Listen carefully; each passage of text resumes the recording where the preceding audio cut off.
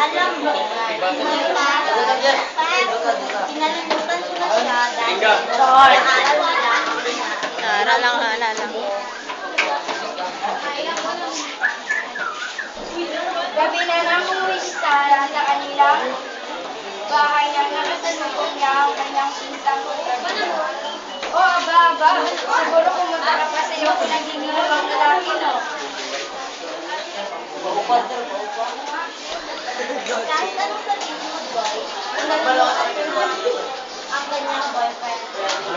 Shucks naman. Haba ng hair. Sarah, kahit anong sabihin mo, sasabihin ko kay tita na malandi. Ang babae, palagi kanyang sinasama kahit saan siya pumunta.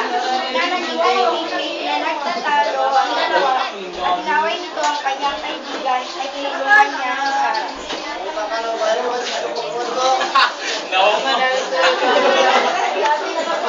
Wala ka gitipos na paluwag. Uy!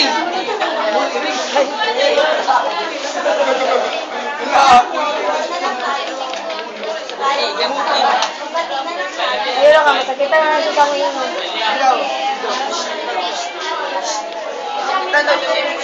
Yes, ma'am.